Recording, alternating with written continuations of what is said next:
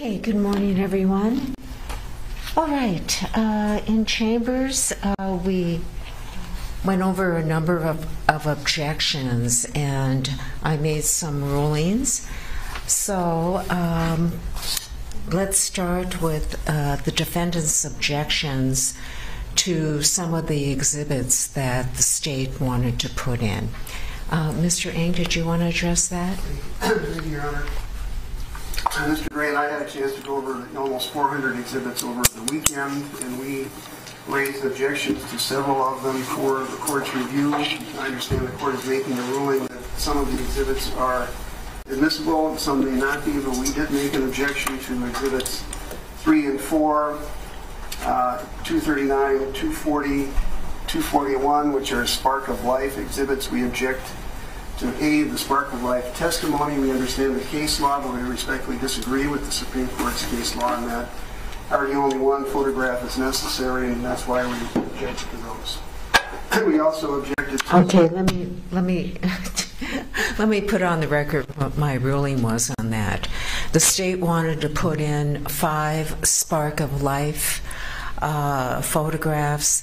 Minnesota law, of course, allows for that. I decided that the state could put in 3 of them, not the 5. We also made several objections, Your Honor, to the autopsy photographs and photographs of Mr. Wright's body at the scene. Those would be 41, 113, 120, 125, 175. It's our view that the photographs of a naked body of Mr. Wright were unnecessary to prove that he was shot by a pistol. In particular, some of the photographs with his eyes open are prejudicial and not terribly probative of the issue, which was his cause of death, which we're not disputing that it was caused by a gunshot wound. And we therefore objected to those exhibits. Would the state like to put its position on the record? Thank you, Your Honor. We understood the objections to be about certain photographs with the eyes being open. That is a condition of a dead body on occasion. The autopsy, of course, is very relevant to the issues in the case and all the injuries, and it is simply a photograph of the accurate condition of the body at the time and necessary for the medical examiner's testimony about the cause of death. We therefore believe that the photographs are relevant and necessary, and we opposed on that basis. All right, I overruled the defense objections to the autopsy photographs. It's necessary for purposes of describing the injuries. Mr. Ng? We had another issue that I'd like to put on the record, Your Honor. The passenger of Mr. Wright will be testifying today, and the defense seeks to admit exhibit labeled 1004, which is a packet of Xanax tablets. And the purpose of our admissibility, or the reason for the admissibility of the evidence, is that what happened here is that during the stop, Mr. Wright handed a package of Xanax tablets to his passenger and told her to hide the tablets.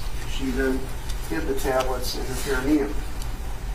She was taken to the hospital, and at the hospital, a detective from Brooklyn Center was made to sit with her, which is customary, and during her conversation with the passenger, she told the detective, Mona Pearson, that Mr. Wright had given her the pills and that she hid the pills. We believe this evidence is relevant to show Mr. Wright's consciousness. I mean, is that term we're bandying about in the case, that he was about to flee, that he knew he had an arrest warrant, didn't want the pills to be found on him because once he was in the jail, they would be discovered. We believe this is probative evidence, and it is consistent with our cross-examination of the passenger. We also believe that her statements, the passenger statements, are against her own penal interest because these are Xanax tablets that are not prescribed to anybody, that she should not have had, and therefore when she confessed to Mona Pearson, she was confessing against her own interests. So for all those reasons, we sought to introduce the evidence of this green photograph and also to cross-examine the passenger acquittal. Would the state like to be heard on its position? I do, Your Honor. Thank you. It's our position, well, first of all, that the exhibit marked 1004, if the court wants to receive that in the court file only to preserve for the record, should it become an issue on appeal, should not be filed as a public document because it is not an exhibit in the trial. It's just for the appellate record. Secondly, Your Honor, the issue in this case, as you know, concerns the state of mind of Officer Potter when these acts were committed. This court has already ruled that evidence of drugs that were not known to Officer Potter is not admissible, or relevant, and certainly prejudicial. And that's exactly what this photograph and this line of inquiry is intended to do, is backdoor that through, to impugn Mr. Wright based on this sort of backdoor approach, and that's why it's being brought out now as well, I believe. So we asked the court to follow its previous ruling and its order of October 27, that this evidence is not relevant and is highly prejudicial and likely to mislead and confuse the jury. It simply has no relevance to Ms. Potter's actions. Any claim that it has some relevance to Mr. Wright's actions is technically, I think, irrelevant. His actions are caught on camera, and Officer Potter will presumably testify about why she did what she did, but certainly there's evidence of what happened, and so it's irrelevant for that issue, for that reason as well. So we understand the court is, well, I guess I'll just say we, on those bases, objected to it. Okay. Yes, I rule that that would not be admitted as evidence. We'll make it a court exhibit should the case be appealed. I previously ruled that any type of evidence with respect to bad behavior on the part of Mr. Wright would not be admissible unless Officer Potter was aware of it at the time of the incident. The key issue in this case was Ms. Potter's state of mind when this happened, and that the Xanax has nothing to do with that issue and would only serve to mislead or confuse the jury. Okay, were there others? No, Your Honor, but to preserve the record, we will offer as a court exhibit 1004, and we also offer from yesterday court exhibit 1005, which is a photograph of Dante Wright pointing a gun into a mirror. The court has ruled that we can't admit those. How would the court prefer that we file these? Would you prefer we file these under seal or provide them to you? We'll make them a court exhibit, and you can provide them to Mr. Kramer. Thank you. Okay, were there other ones, Mr. Ng? No, Your Honor. Okay. Yes. If I may briefly, with respect to the exhibit that has now been identified as Court Exhibit 1005, that was from our discussion, I believe, on Monday about an area of cross-examination that the defense wanted to go into, and the court had made a ruling at that time that that photograph would not be allowed.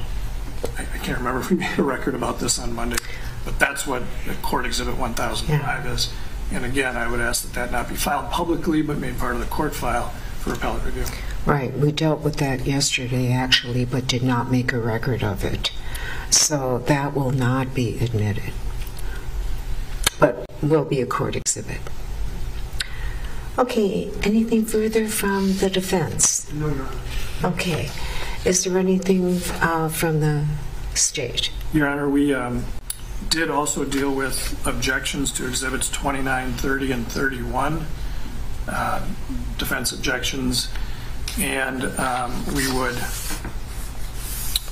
I guess just while we're making these records, we might as well, that those are, well, 29 is a short video of the passenger, and the other 2 are photographs of her injuries. The defense did object to those, and the court overruled the objections. Yes, I'm going to allow the video of the passenger and the video showing her injuries, or the photograph. Okay. Excuse me, Your Honor. Yes. With respect to our, the state's objections to our exhibits, we also have the right under the Sixth Amendment to present a defense. And I want to raise that as an issue for appeal if we go there. Okay. So we're being denied by the not being able to use these exhibits to present a defense under the Sixth Amendment to the United States Constitution. Thank you. And, Your Honor, it's well-known case law that while a defendant has a Sixth Amendment right to defend himself, they have to do so within the rules of evidence that this court and courts adopt. So it's not a free-form right, but I understand the counsel's preserving that for the record. That's the full story. Okay. Is there anything further that we need to deal with before we get the jury in here? Your Honor, we did raise 2 matters in chambers, and I would like to make a quick record of it if I could. Sure. So we had raised a concern that counsel might represent to the jury that if, that the state has to prove Ms. Potter did not, too many double negatives, that the state has to prove Ms. Potter knew she had a handgun in her hand. And if the state can't prove that, she is not guilty. We think that's a misstatement of the law, and therefore saying that to the jury would be a misstatement of law to them, inconsistent with the court's own instructions. And we brought that up ahead of time because we didn't want to interrupt for the first time and bring it to the court for an objection. And our understanding of the court's position on this is that the defense can argue that as a theory, as a factual theory, but we will take issue and argue to the jury that that is an incorrect, if it's stated in those absolute terms, that we will dispute that with the jury and, of course, direct them to the court's instructions, which will be an accurate statement of the law. And I don't know if you want me to move on to the next one or... Okay. I had ruled that the defense is entitled to argue its theory of the case. And the state and the defense both have conflicting views of what their theories are, but I'm not going to constrain the defense from making their arguments. And they, in fact, do have an expert that's going to talk about slip and capture. So, and I've previously ruled that that expert testimony is admissible. Okay, anything further? All right. Yes? We did talk about also the attempts by the defense to offer expert opinions, or what amounted to expert opinions, on the reasonable use of force through fact witnesses. Our understanding of the court's ruling is that the court will allow some inquiry about officers' opinions about whether their training would have allowed them to do what Ms. Potter did, I guess. So we're still, we still take objection to that, Your Honor, as both unqualified and unnoticed expert opinion. Okay, the officers that will be testifying can testify that they were trained on the use of tasers. They can talk about their training. They are officers and they know about that area, and so I'm not going to preclude them from making those statements when they testify. Okay, anything further from the state?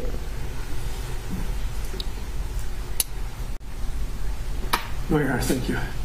Anything further from the defense? Okay. Is counsel ready for the jury? Your Honor, we would request a short recess. Oh, okay. How short a recess? We just need to set up, Your Honor. Okay. Why don't we take like 5 minutes? Would that be enough? Okay, we'll take 5.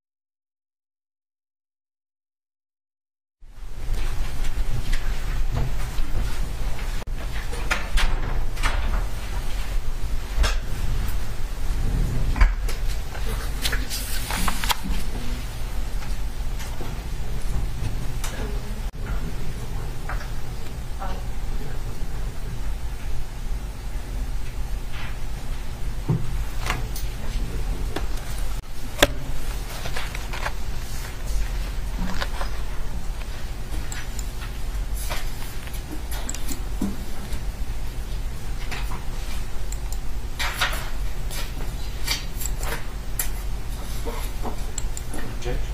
Are you ready for the jury? Yes, I'm ready for the jury.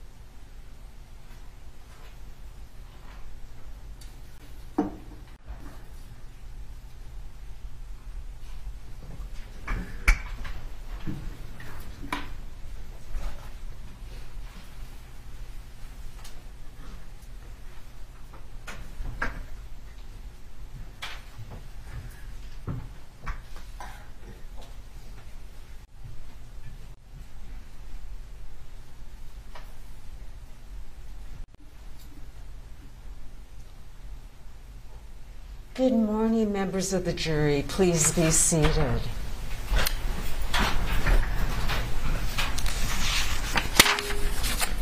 All right. Jury members, you've been selected to serve as the jury in this case. Before continuing with the trial, an oath will be administered by my clerk. In recognition of the extremely important task that you will be undertaking, I'm going to ask that everyone in the courtroom stand up, with the exception of the court reporter. And if you will please stand up and raise your right hand. Do you affirm that you will be attentive during this trial and follow the instructions of the judge so that you may reach a fair and just verdict, that you will not discuss this case with anyone until submitted to you for deliberation, and will keep your verdict secret until it's delivered to the court? If so, please say, I do. All right, you may be seated.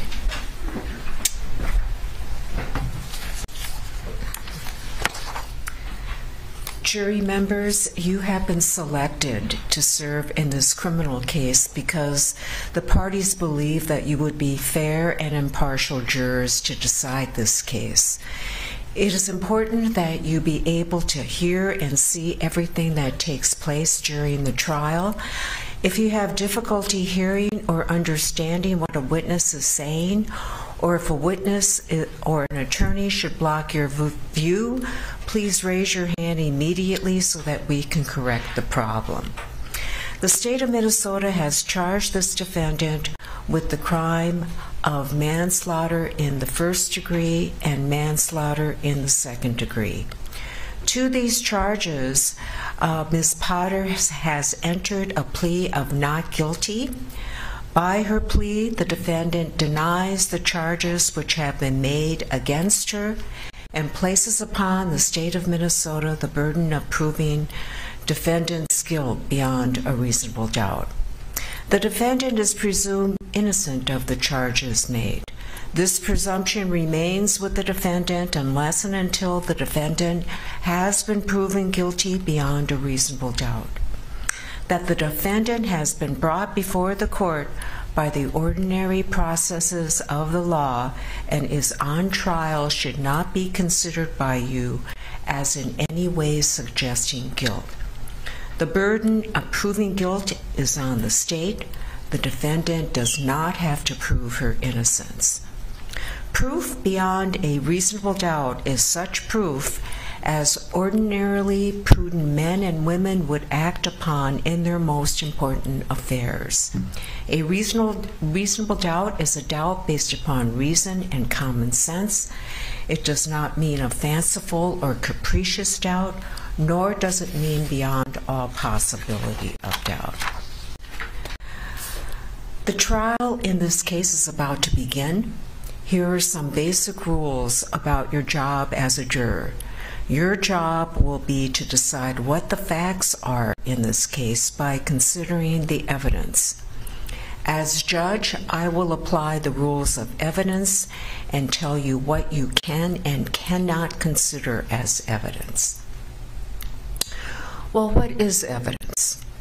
Evidence is what the witnesses say on the stand. This is called testimony. Evidence can be items like photographs and documents. These items are called exhibits. Evidence can be facts that the parties agree on. This agreement is called a stipulation. What is not evidence? The following is not evidence. Nothing the attorneys say during the trial, including opening statements and closing arguments, is evidence. However, listen to any statements the attorneys make. The statements are made to help you better understand the evidence. The attorney's questions are not evidence. The witness's answers are. Objections are not evidence. Attorneys may object if they think a question or answer is against the rules. I will sustain the objection if I think it is against the rules and you should ignore this question or answer. If I overrule the objection, the answer is evidence like the rest of the witness's testimony. You cannot consider anything you hear or learn about this case outside this courtroom. You must follow the instructions on what you can consider as evidence. You may take notes during the trial, but you do not have to take but you're not required to take notes. Don't let your note-taking distract you. The most important thing for you to do is to listen to the testimony as you hear it. The notes must stay in the courtroom during the trial. You should leave your pen and your notepads on your desks. They'll be there in the morning when you come back and after you come back from lunch. Use your notes as an aid to your memory and not as a substitute for it. Fit the notes in with your total recollection of the facts. A written note does not necessarily make a piece of evidence more important whether you or another juror wrote it down. If at some point in the trial you run out of paper or your pen is no longer working, please alert my staff and we'll take care of that. Wait until you've heard all of the evidence before you make up your mind. Your best guide is your own good judgment, experience, and common sense.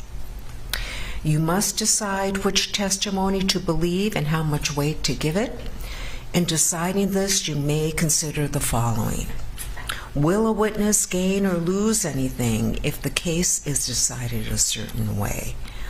What is the witness's relationship to the parties? How did a witness learn the facts? How did she or he know, remember, and tell the facts? What was his or her manner? What was his or her age or experience? Does the witness seem honest and sincere? Was the witness frank and direct? Is the testimony reasonable compared with other evidence? And are there any other factors that bear on believability and weight? You must decide the facts. You and only you can decide the facts. Do not take anything I say or do as a sign of what your verdict should be.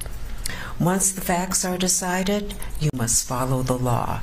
You must follow the law even if you don't agree with it. Now, I want to give you a few instructions about your conduct as jurors. Do not let outsiders influence you.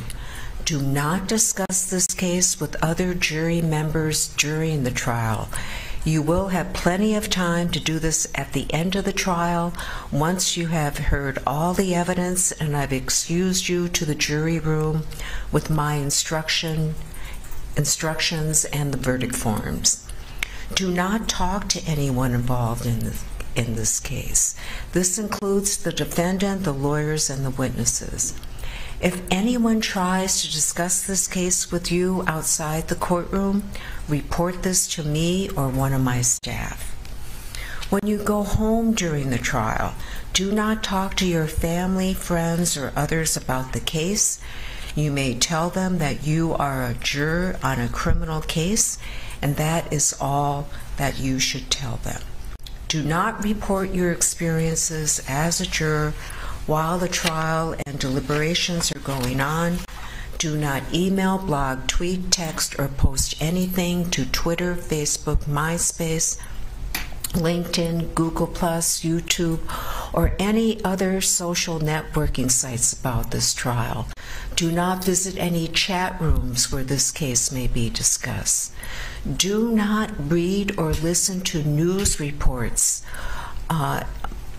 in magazines or in newspapers or on the radio, television, podcast, or any other media about the case. Do not do your own investigation. Don't ask people about the case. Don't visit any of the locations mentioned in the trial. Do not research anything about the case, including the issues, evidence, parties, witnesses, location, or the law through any form of written, print, electronic, or internet media. Keep an open mind until you have heard and seen all the evidence. Remember, you cannot consider anything you hear or learn about this case outside this courtroom. If you don't follow these instructions, you may jeopardize the trial. This may require that we start all over again, and we really don't want to do that. If you become aware that another juror may have violated these rules, you must report it to me or one of my staff. You know, I know that this can be a difficult thing to do, but in order to preserve the fairness that is guaranteed to everyone involved, it is very important that you do so. Please take note of the chair you are sitting in and keep the same chair throughout the trial. When reporting for jury duty in the morning and returning to the courthouse after lunch, you you need to report to the courtroom waiting room that you were in today. Do not communicate with anyone in the hallway if you happen to be out there who is not a member of this jury about any matter. These rules will apply until I dismiss you from the case. I may also repeat these rules when we take a break and when you leave at the end of the day. I don't do this to insult you, but in this age of electronic communication, it's a natural impulse for us to all look things up, to discuss things that we're doing with our friends and family, and post things on the internet. It is not, however, an impulse we can follow in this trial. Once we've completed this trial and you've given your verdict, and I have discharged you from the case, you will be free to do any research you choose and to share your experiences if you choose to do so. If you have a question I want to remind you again, you want to communicate with the court, please alert my staff. During the trial, of course, if you have any difficulty seeing or hearing, please raise your hand or make my staff aware of that. I will be instructing you on the law more fully after the testimony has been completed. I want to give you a broad outline of what this trial will look like. First of all, the attorneys will be making their opening statements. The purpose of the opening statement is not to argue about the evidence. The attorney's goal is just to give you a bird's eye view of what that attorney believes the evidence will show. After opening statements, the state is going to proceed first with its case in chief. After each state witness is called, the defense has a right to cross-examine. After all state's witnesses are called, the defense has the right to call witnesses as well, and the state has the right to cross-examine defense witnesses. Remember that the defendant is not required to prove her innocence. She is not required to call any witnesses. After the defense has called its witnesses, I will be giving you, the state may have rebuttal witnesses, and then I will give you your instructions of law that you are to apply in rendering your verdict. Following that, the attorneys will make their final arguments to you. Okay. Would the state like to proceed with this opening statement? Yes, Your Honor, thank you.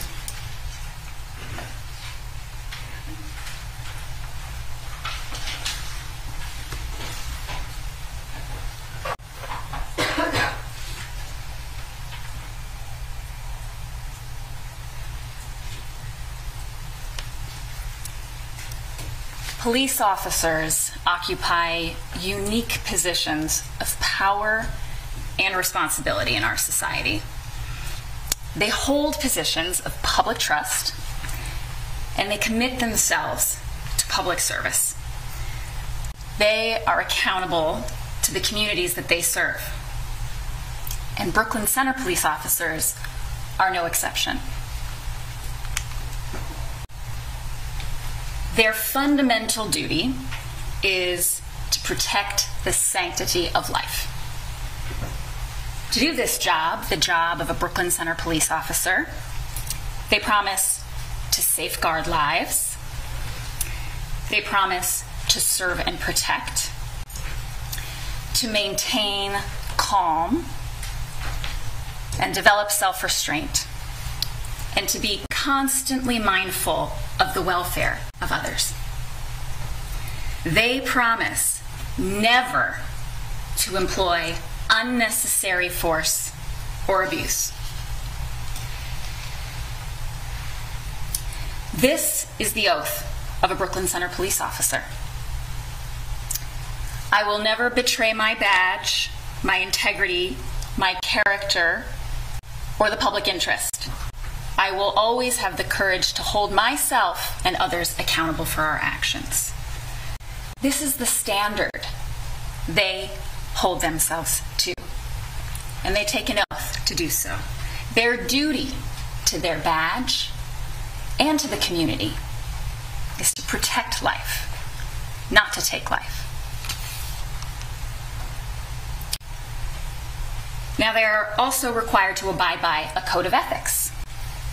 This serves as a type of compact or an agreement between each of the officers and the public that they serve. It sets forth what the community, what the public should expect from each and every one of them. It affirms that the badge is a symbol of public faith and public trust, and that the officers are each individually responsible for their own professional. Every opportunity to enhance and improve the level of their knowledge and competence.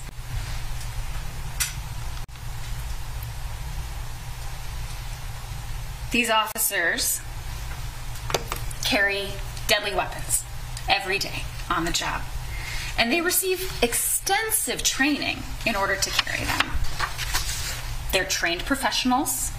They're entrusted by the public with these weapons.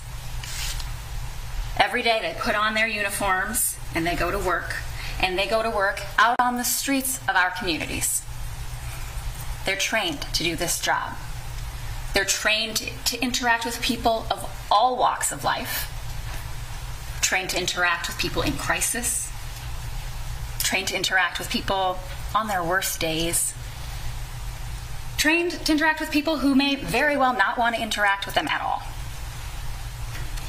And every day that they go to work, they're required to be alert, attentive, and capable of performing their duties. Every day that they strap on that duty belt with their guns and their tasers, they have to be alert, attentive, and capable. And every day they do this, we entrust them with our lives.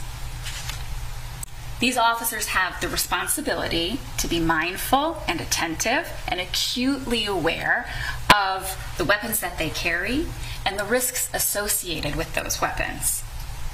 They have the responsibility to follow their duty and their training when it comes to those weapons, and they have the responsibility to carry those weapons and use those weapons appropriately.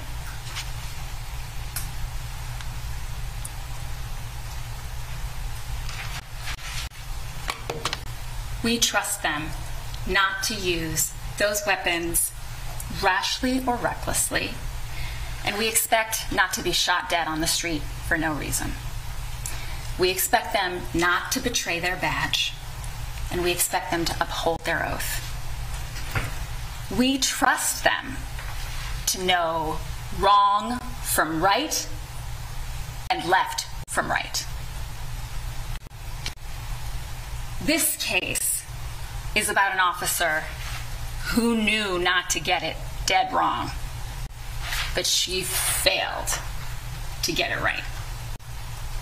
This case is about the defendant, Kimberly Potter, betraying her badge and betraying her oath and betraying her position of public trust. And on April 11th of this year, she betrayed a 20-year-old kid. She pulled out her firearm, she pointed it at his chest, and she shot and killed Daunte Wright. Now, the defendant was a 26-year veteran of the Brooklyn Center Police Force.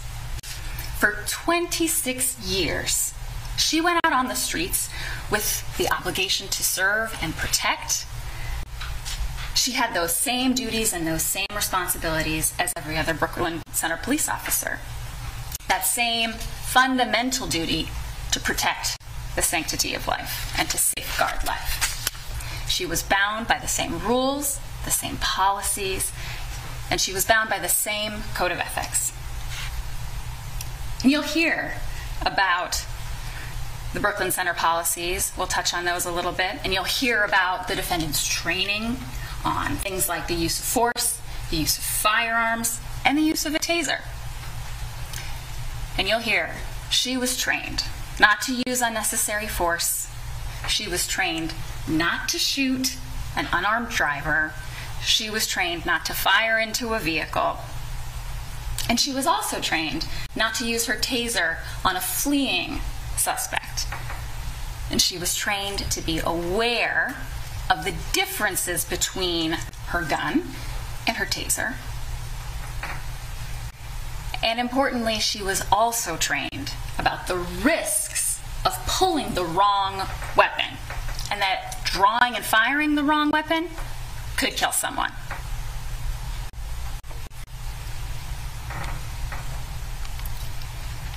Now you'll learn about her firearm. It's a 9mm Glock handgun. And you'll hear about how the Brooklyn Center Police Department uses hollow point ammunition as their standard ammunition. That's the kind of ammunition that expands on impact. It peels back the metal in layers when it hits its target. Now this peeling action, it can slow down a bullet, but it can also cause extensive damage to the body in that way.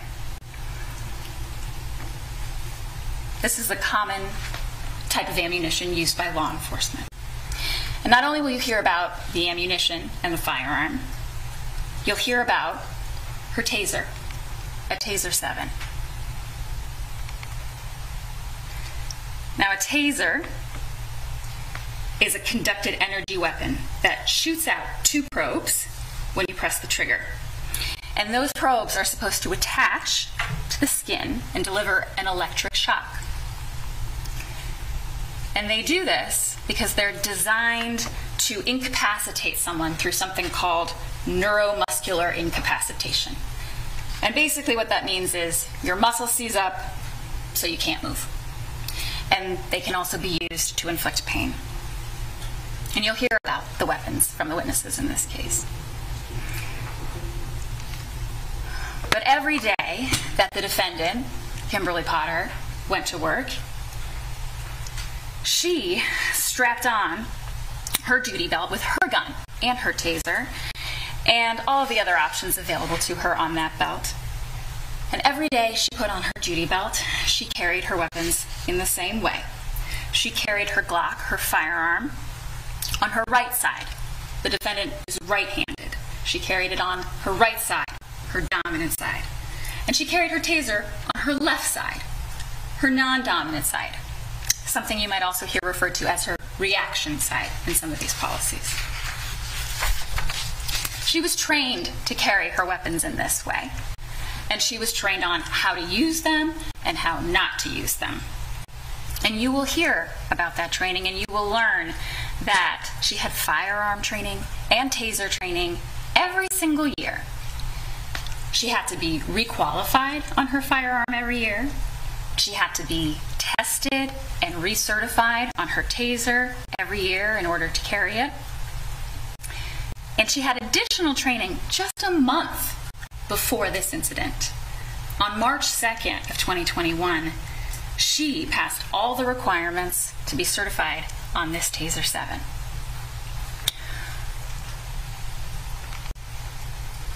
Now, before I cover all the details of the policies and what happened with her training, I'm going to talk a little bit about Daunte Wright and the events of April 11th of this year. Daunte Wright was Katie Bryant and Aubrey Wright's first child together. He was their first son as a couple, and he lived at home with his parents and his 2 younger sisters, Diamond and Destiny. And he had 6 siblings in total. It was a large, blended family. A large family with a lot of love to go around. Daunte Wright also had dreams for his future.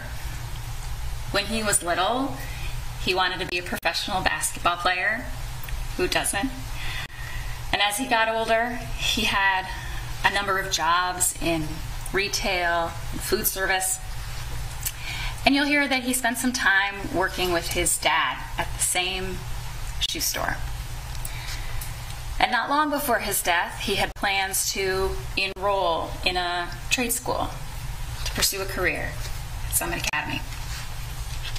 Now, Daunte Wright also had a son of his own, Daunte Jr. Daunte Jr. was 1 year old at the time of this incident, a toddler, now fatherless. And on April 11th, Daunte Wright himself was just 20 years old, just out of his teens, still had a close relationship with his mother. And he had a new baby boy, a loving family, and his whole adult life ahead of him. Now, on April 11th, Daunte Wright went to his parents' house. His mother, Katie Bryant, was watching his son, Junior, on that day.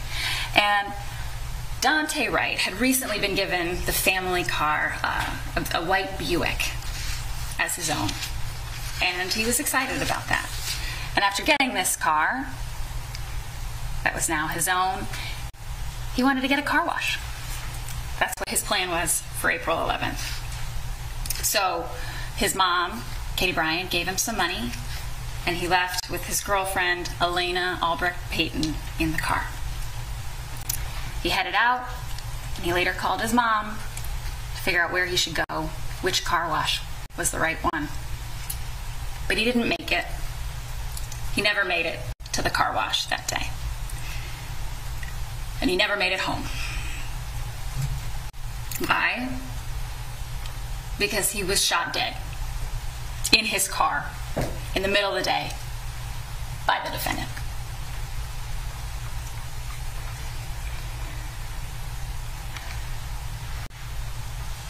Now, what was the defendant doing on April 11th? On April 11th, the defendant had been a police officer for longer than Daunte Wright had been alive. On April 11th, the defendant was acting as a field training officer, FTO. She was training in a new officer whose name is Officer Lucky. And on April 11th, while out on patrol, the defendant and Officer Lucky saw an air freshener, a little tree, hanging from the rearview mirror of Daunte Wright's car. And they decided to stop the vehicle. Yes, for the air freshener. But as they stopped the car, they also noticed the tabs were expired. But this was a run-of-the-mill traffic stop. This is the kind of stop that happens every day. So after they pulled over this white Buick that Daunte Wright was driving, it was Officer Lucky, the trainee, who initially approached the car. Officer Lucky approached the car. He made contact with Daunte Wright, and the defendant stayed back in the squad and observed from a distance. Officer Lucky interacted with Daunte Wright. He explained the reason for the stop. And Daunte Wright gave Officer Lucky his information. He gave him his name. He gave him his full name, including his middle name, his date of birth, his address, his brother's name. He answered all the questions that were asked of him. And then Officer Lucky took that information back to the squad car and talked to the defendant. And when Officer Lucky returned to the squad car, what had scared 20-year-old Daunte Wright do? He called his mom. And in these COVID times, the tabs had not been updated. He didn't have an up-to-date license. He didn't have a proper insurance card. And he was trying to figure out the situation. So he called his mom for help. And back at the squad car, Officer Lucky acknowledged to the defendant that Daunte Wright had been forthcoming with him. And he told the defendant that he believed that Daunte Wright was telling him the truth. He then ran the name through their system, And the defendant, who's his trainer, corrected him. The defendant corrected Officer Lucky when he entered the name in the wrong way. And once they ran the name, the defendant and Officer Lucky found, yes, in fact, that Dante Wright had an outstanding warrant for a failure to appear on a gross misdemeanor weapons violation. So in the squad car, the defendant and Officer Lucky, they discussed their plan, and they decided to arrest Dante Wright on that warrant. And the defendant in the squad corrected Officer Lucky a second time when he code 4'd himself too early. Code 4 being just giving the all clear before he had that information completely from their system on the warrant. And while they're having this conversation, Sergeant Johnson, another Brooklyn Center Police Department officer, came on scene. And he approached the squad, talked to Officer Lucky and the defendant about what was going on. They filled him in. They did not express concerns for their safety. They did not decide to approach the car with guns drawn. They simply decided to arrest Dante Wright on the warrant. This was nothing out of the ordinary for the defendant, a 26-year veteran of the Brooklyn Center Police Department. And on this day, she was training Officer Lucky. She was responsible for showing him the proper way to do things as a Brooklyn Center police officer. And she did not direct Officer Lucky to approach the vehicle any differently than he had before. So Officer Lucky walked back to the driver's side of the Buick where Dante Wright was. And the defendant got out of the squad but stood back to watch. Officer Lucky asked Dante Wright to put his phone on the dash, asked him to step out of the car, and Dante Wright complied. Now, when Officer Lucky began to handcuff Dante Wright and told him that there was a warrant and that he was under arrest, that was when scared Dante tried to get away. He tried to get back in the car. He tried to leave. Dante Wright was unarmed. He had no weapon. He was not violent. He did not threaten the officers in any way. He didn't reach for anything. He got in the car, put his hands on the steering wheel. He didn't come at the officers, didn't throw any punches, didn't kick anyone. He just pulled away, got back in the car, while Officer Lucky was trying to maintain his grip on Dante Wright's clothing to pull him back out. So Dante puts his hands on the steering wheel, he puts his foot down on the brake, he does the things that you do to get ready to drive a car. At that point, Officer Lucky reaches in from the driver's side and tries to turn off the car. And meanwhile, Sergeant Johnson, who has approached on the passenger side, grabs Dante Wright's right arm, right hand from the passenger side of the vehicle to try to get control of him. But he kept his feet planted firmly on the ground. He tried to turn off the car from that side, tried to get Dante Wright under control. So Officer Lucky and Sergeant Johnson continued to engage. Now at that point, the defendant approached the vehicle behind Officer Lucky. She intervened and she interfered. Officer Lucky was her trainee and she was the FTO. So she was the one who determined how this stop would go. She was the 26-year veteran. She was the officer in charge. And it was her job to show Officer Lucky how it's done. And what did she show him? She showed him how to kill someone.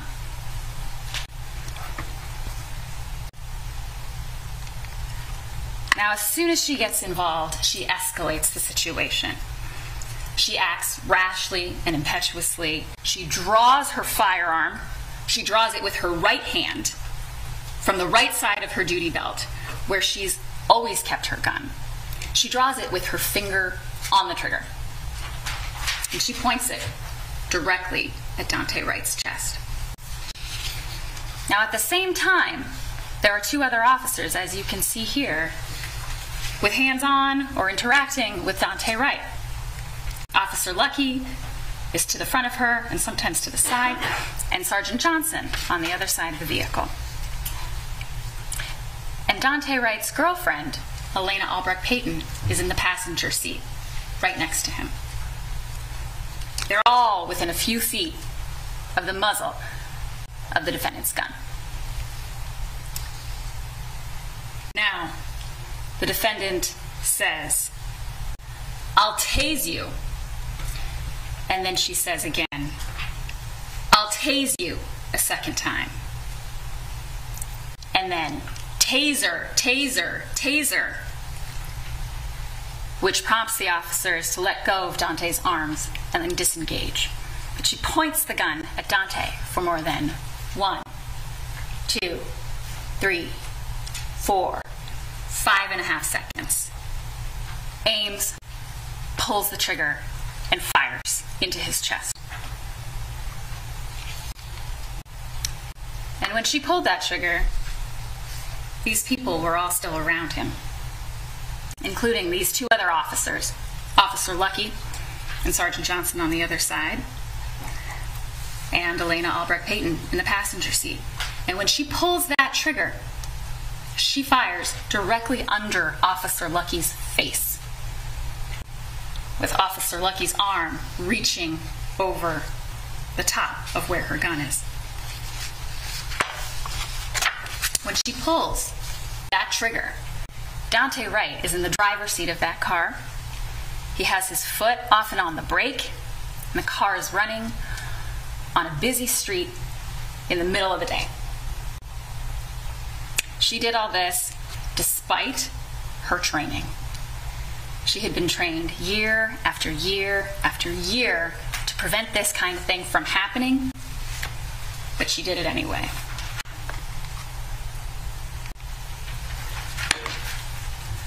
Now, after she shot Daunte Wright, the defendant admitted she had messed up big time. Here's what she said. Shit, I just shot him. I grabbed the wrong fucking gun and I shot him. I'm going to go to prison and I killed a boy. Now, I'm going to play for you now a short video clip of some of the evidence that you'll see in this case. It's a composite. It's 2 videos on the screen at the same time. One is a clip from the defendant's own body-worn camera, and one is the squad camera. They're synced up for you so you can see. But this is just a very small portion of what you'll see in this trial. This just shows the few seconds around this incident.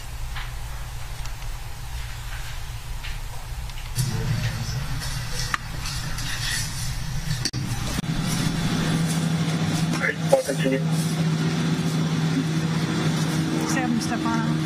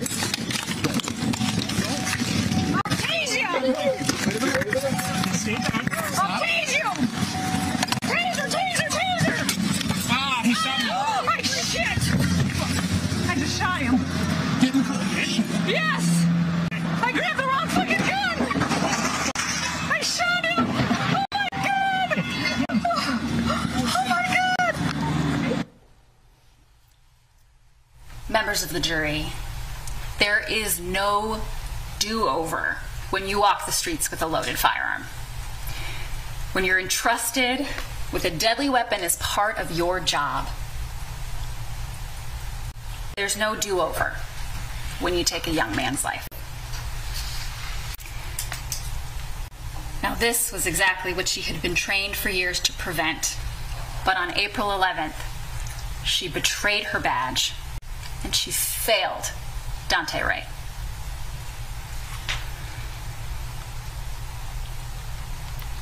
Now, after the defendant shot him, Daunte Wright's car traveled about a block down the street. It crossed the median and it hit another vehicle that was traveling in the opposite direction.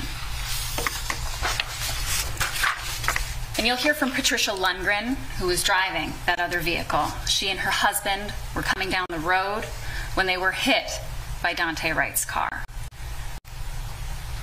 And you'll also hear from Elena Albrecht Payton, the passenger who was riding with Daunte Wright. And she'll tell you about the crash and the injuries she suffered.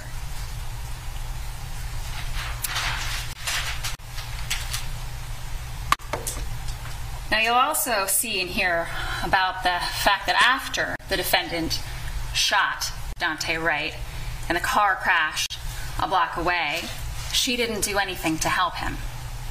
She didn't call for assistance. She didn't render aid. She didn't communicate any information about what had happened to her fellow officers who were responding. And when they showed up down the block, they didn't know that Daunte had been shot. Daunte Wright had been shot. They didn't know that the defendant had shot him. And they didn't know what they were dealing with at all. So almost 10 minutes later, a small army of officers approach with guns drawn and drag Daunte Wright's dead body out of the car at gunpoint.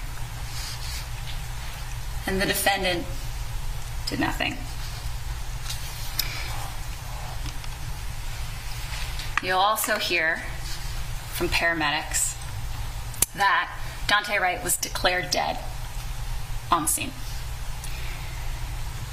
And then the BCA arrived to investigate the matter. And the medical examiner's office came and they collected the body. There was no bringing him back.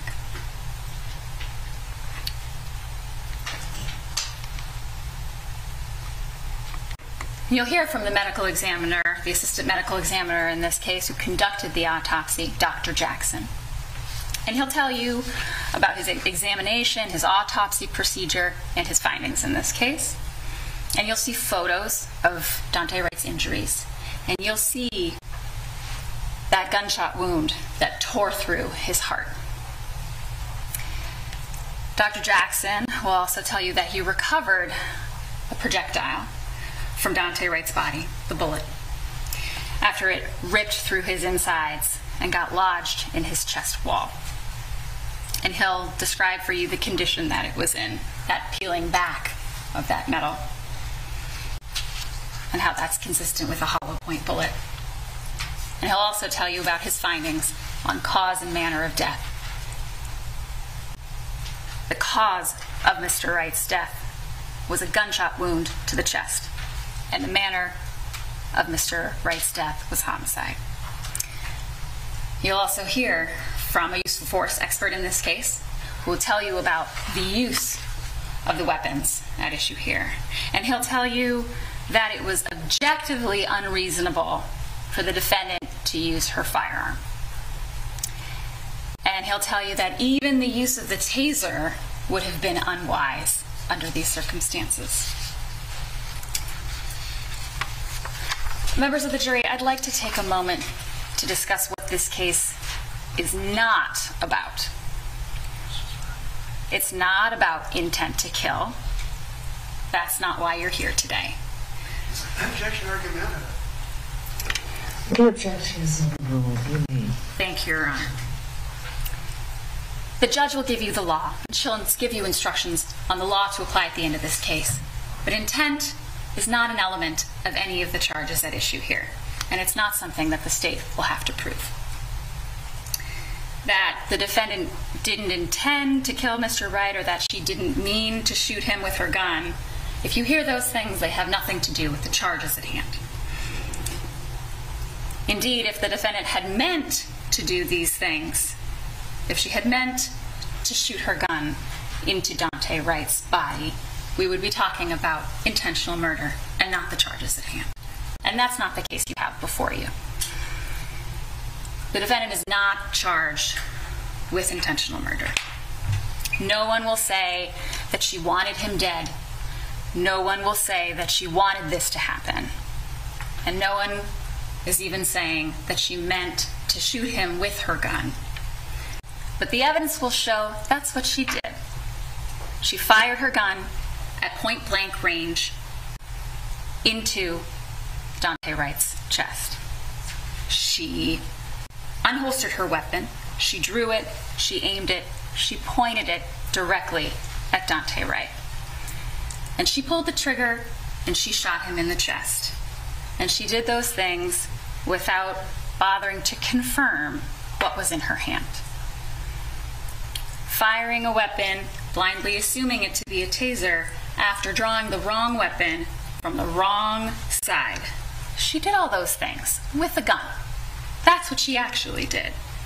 A gun loaded with hollow point bullets. The kind that expand on impact, the kind that tear up someone's insides. She did this with a firearm that she was issued, that was part of her job, that she was entrusted to carry in the course of her duties, to serve and protect. So as a result of all of this, the state has charged 2 crimes. First-degree manslaughter and second-degree manslaughter. And again, the law you will apply will come from the judge at the end of this case. But these charges are in the realm of recklessness and culpable negligence. Those terms will be defined for you by the court later. But the law in Minnesota criminalizes all kinds of reckless conduct. Things like reckless driving, reckless child endangerment, reckless handling of a firearm, and in certain cases, manslaughter. And that is what this case is about. It's about the reckless handling of a firearm, and it's about the disregard of known risks. It's about an officer who knew she could kill someone if she got it wrong, but she failed to make sure she got it right. You may also hear at some point during this case, this incident might be described as an unfortunate mistake or a tragic accident. Or that because the defendant didn't know she had a gun in her hand, that this should be called an accident and not a crime. And again, the law you will apply will come from the judge. Those are the instructions that you will follow. But that's simply not the case. Counsel, members of the jury. Please stick to the facts. This case is also not about Daunte Wright. Daunte Wright. Just as argument, I object. She's given her opening statement, now she's arguing her case. I'd like you to just stick with a bird's eye view of the facts that you think will go in and no argument, counsel. Thank you, Your Honor. You'll hear about the training. You'll hear about the policies. There will be evidence of all of those things presented in this case. And I'm going to highlight some of those things for you. The defendant's history of training over a 26-year period as a Brooklyn Center police officer will be evidence in this case that you will have to consider in the connection with the charges at issue. Now, over the course of her career, the defendant received extensive training on a variety of topics, year in and year out. She had training on firearms, training on tasers, training on use of force, and that included all types of things: readiness to use force, scenario-based training, So real life type situations where you have to react under stress, choose the right type of weapon, choose the appropriate response. She was trained to do all this under stressful conditions. She was also trained to maintain calm, manage stress, and make those decisions in the moment, out on the street. But the evidence will show that she flouted her training and she flouted policy. I'm going to give you a highlight of some of those policies and trainings. Now, when it comes to firearms, she was required to successfully complete training on her firearm every year. She had to be requalified, in addition to the quarterly training she received. And she was also instructed by policy that she should not unnecessarily display or handle any firearm. That's part of the policy. The use of force policy instructs officers they shall only use the amount of force that reasonably appears necessary in a particular situation. There's also policy on moving vehicles and how officers should use or not use their firearms in those situations. And that policy indicates that an officer should only discharge a firearm at a moving vehicle or its occupants if deadly force other than the vehicle is directed at the officers or others.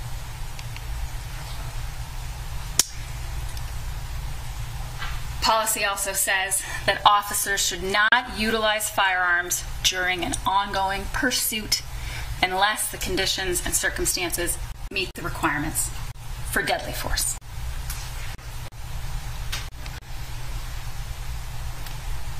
There's also policy on de-escalation, that officers should use non-violent strategies and techniques to decrease the intensity of a situation, to improve decision-making, to improve communication, and to reduce the need for force. Now, in addition to training on policy and training on firearms and use of force, you'll hear about policy on tasers.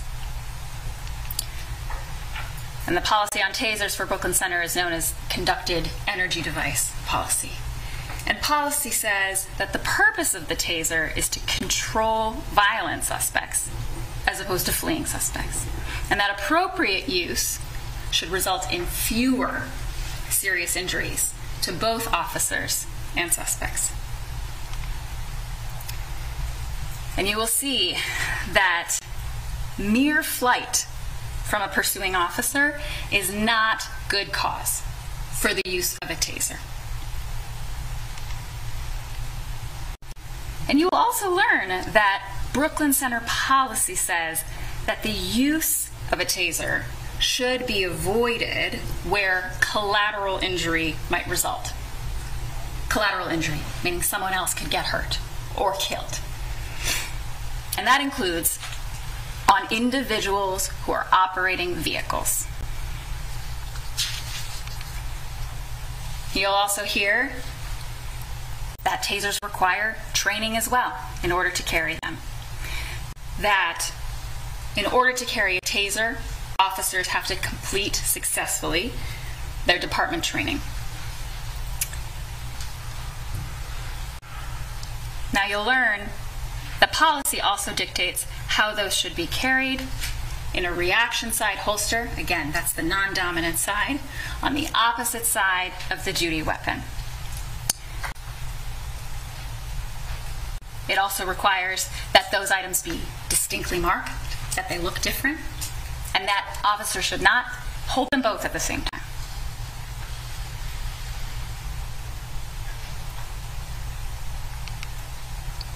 And we'll talk about some of those differences, and you'll hear about them during the course of the trial.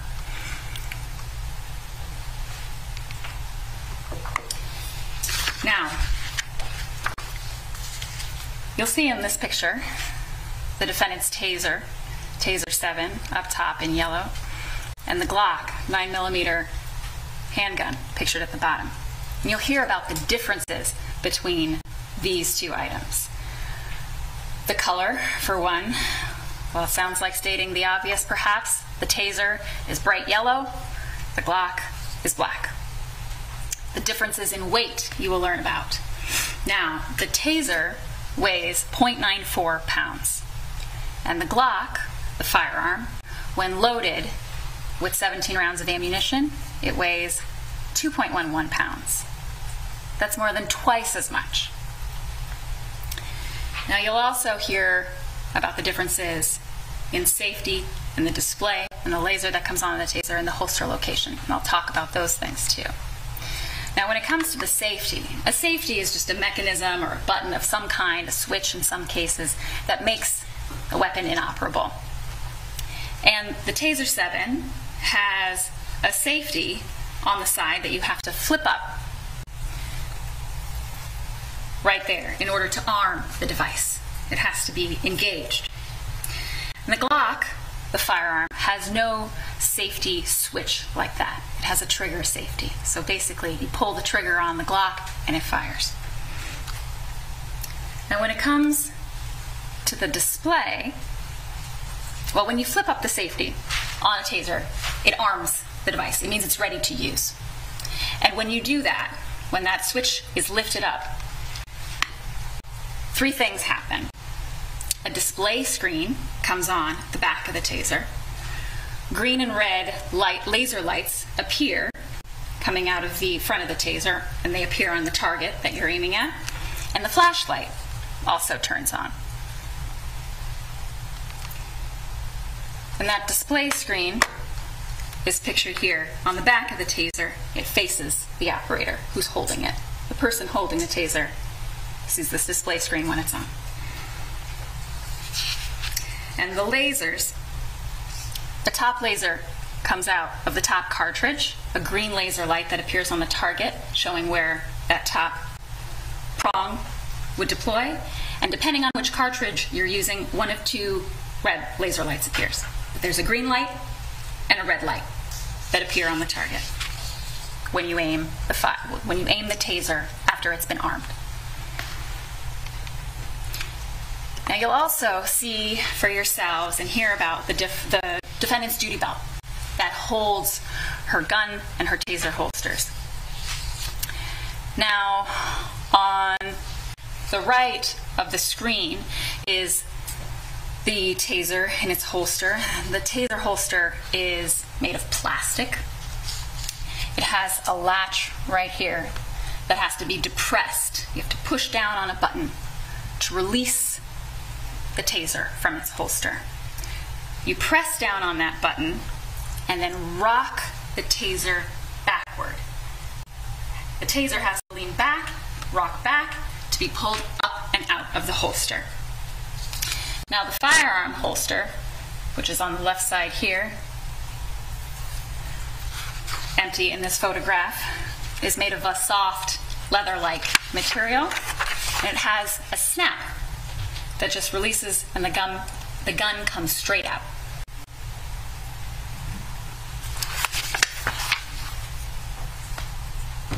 Now, as you saw before, taser and firearms have to be holstered in different ways pursuant to policy.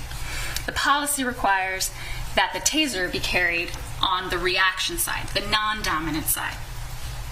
And the firearm, the gun, is carried on the dominant side. In this case, the defendant's right hand side is where she kept her gun. Her left side is where she kept her taser.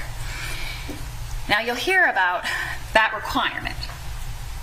The policy requires that officers carry those weapons on separate sides of their body.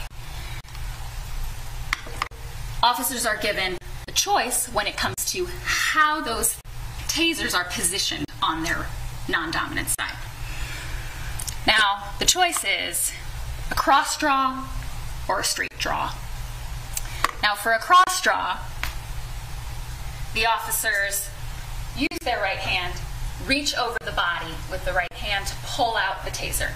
In that situation, as pictured in the top here, the butt of the grip points forward to make that cross motion so that the officer would pull that taser with that right hand in a case as pictured here.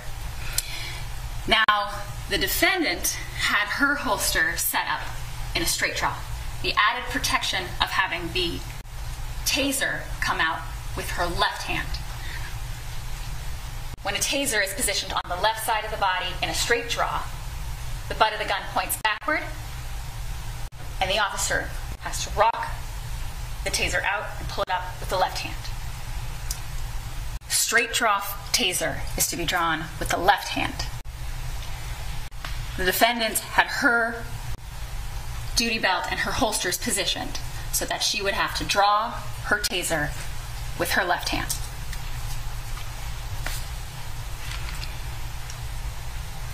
Now, the defendant had chosen this setup and this additional protection in the way that she carried, and she had done this consistently for years, and you'll see evidence of that. She carried in a straight draw position in 2016, left side straight draw.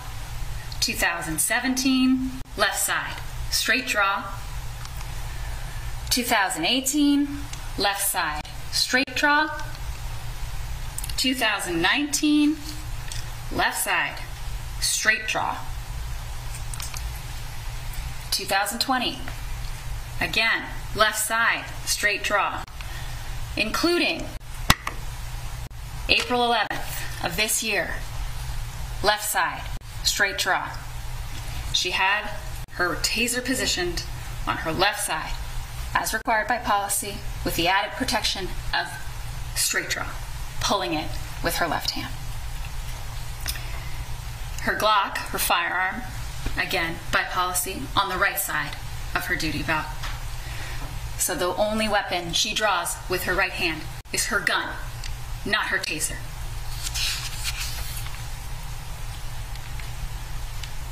You'll hear about policy on targeting when it comes to the taser as well. Policy says that officers should target lower center mass, but they should avoid the head, the neck, the chest, and the groin, sensitive areas of the body. And you'll also hear about taser training and how the policy requires training, and you'll hear about the training that they go through as well. But the training is required to include performing reaction hand draws or cross draws, which is not applicable to her, to reduce the possibility of accidentally drawing and firing a firearm. Policy requires that when they are trained, they practice. They practice drawing that taser with that left hand with a straight draw.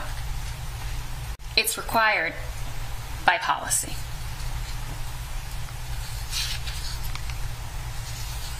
You'll see some of those records, the records of the defendant's training.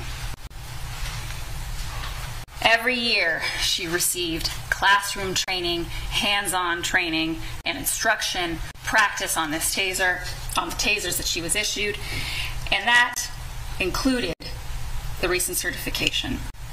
In 2015, she was trained and certified. In 2016, she was trained and certified. In 2017 and 2018, she was trained and certified. And in addition, she had to acknowledge that she had received the product warnings and that she understood those warnings at the time that she was recertified on her taser. And she acknowledged receiving them every year she was trained. This is 2019 and 2020, and you'll see those records. And again, in that most recent training, March 2nd, 2021, she once again acknowledged receiving and understanding those product warnings. Now these trainings, like the one on March 2nd, also include reviewing the PowerPoint presentations, demonstrating safe handling, performing de-escalation arcs. Basically, being able to use these tasers in safe ways.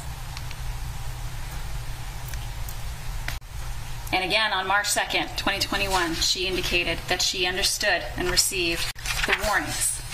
The Axon product warning. Axon is just the parent company for Taser. She understood those warnings.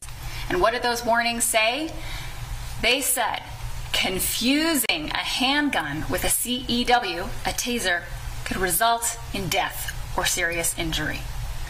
Learn the differences in the physical feel and holstering characteristics between your CEW, taser, and your handgun to help avoid confusion. Always follow your agency's guidance and training. And those PowerPoints in that training that she went through continue to remind officers of those risks. Those PowerPoints that she had to sit through to be certified every year included that tasers are not risk-free. They can cause death or serious injury. The PowerPoints themselves set forth that the course attendees, the officers, had to acknowledge that they had read and understood that taser warning that you just saw. They included that tasers are serious weapons and should be treated as such. This was all part of the training. And over the years, they also talked about the benefits and the risks with respect to the way that you carry your taser. And they specifically had in their training that the benefits of carrying a taser on the non-dominant side had associated issues. That includes, let me rephrase. If you carry your taser on the dominant side, if you're right-handed and you carry your taser on the dominant side, they have instructed their trainees there's a higher risk of weapon confusion. They talked about the risk of weapon confusion in those trainings. They explained that there were known incidents of shootings by mistaken weapon confusion. This was part of the training going back at least as early as 2016. They trained that you could kill someone, and there were incidents of shootings when you made the mistake and pulled the wrong weapon. And so they explained why it makes sense to carry your taser on the other side of your body. And they direct officers to refer to your department's tactical experts and make your own policy on how to carry, holster, and deploy. They instructed about the known risks. Those risks also included instruction on risks of injury to people operating vehicles or machinery, and risks if someone is tased in the heart or chest area. Those trainings also included smart use considerations. And those smart use considerations explain that if there's no immediate safety risk, slow down and consider alternative force options. And they explain that physical resistance alone does not equal an immediate safety risk. The training materials themselves tell you to reevaluate. The training materials also tell officers to be aware, to be careful, and to be aware of stress and how stress can influence these situations. And they instruct that officers have been accused of using excessive taser exposures due to stress or distractions. Be alert and avoid potential distractions. This is part of the training. And they talk about where to target, where you should aim the taser if you're using it. The trainings say to target the back, that the back is the most preferred target area. And that's because it contains larger muscle groups and reduces the risk of hitting sensitive body areas. And it tells you on the front, you should, if you have to, tase at the front, tase below the chest, split the belt line, increase that distance between those probes so you don't tase near the heart and you don't tase the chest. And the reason for that is there are cardiac risks associated with tasing someone in the chest. So the training materials say, target the back, avoid the chest, avoid the heart region. And the taser training materials also say that historically, over time, these deployments have been most effective from 7 to 15 feet away. Use this distance where you can to have a higher hit probability, good probe spread, if you want these items to be effective and to achieve that neuromuscular incapacitation. because they may not work if you don't have the appropriate distance between your probes.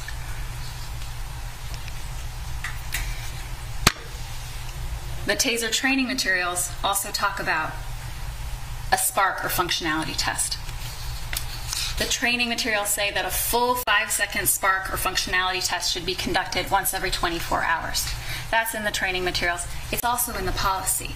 And you'll hear evidence that the defendant failed to spark test her TASER for the 2 days prior to this incident. You'll hear that she didn't do that, even though it was required by policy. And even these slides on spark testing explain that you should be aware of potential stress.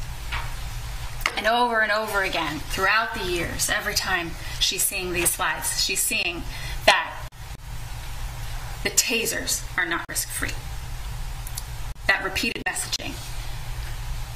Big letters. Read the warnings. Understand them. Understand that TASERs can cause death or serious injury. Understand the risks of weapons confusion.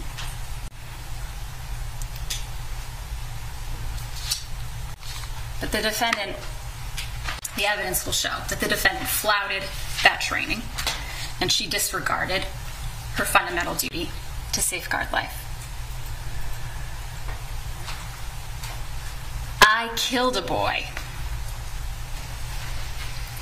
I killed a boy. Those were the defendant's words. That's what she said after she did what she did. On April 11th of this year, the defendant shot and killed Daunte Wright,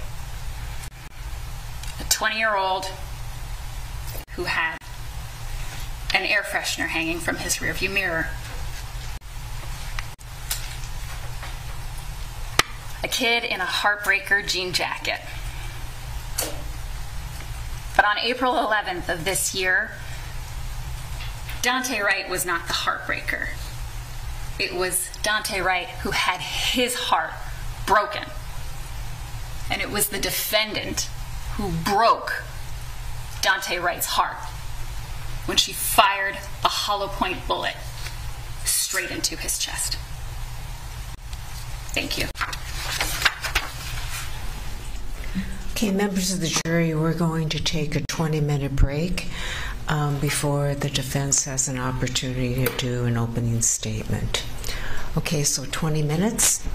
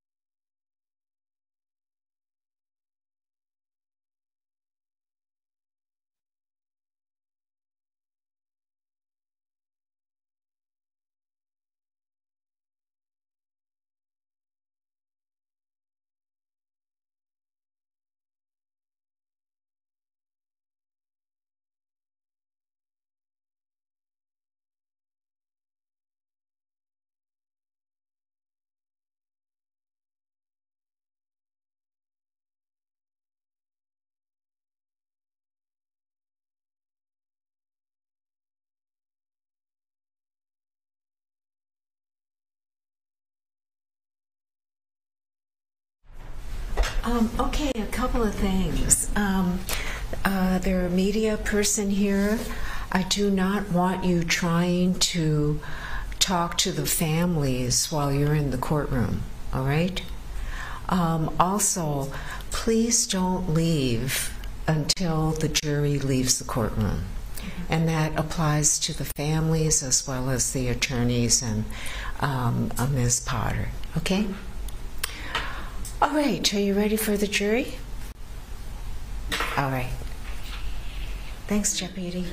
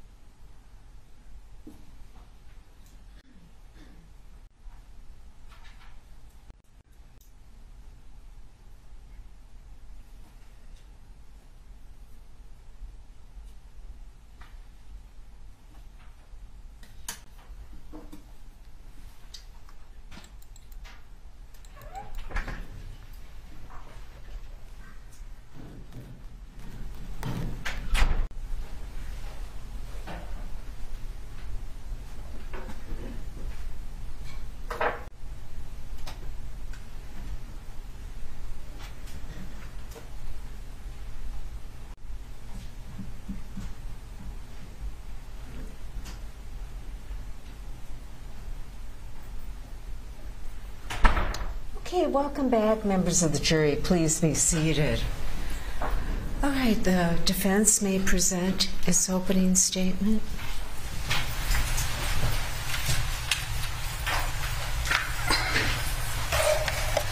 May it please the court, Mr. Frank and your team,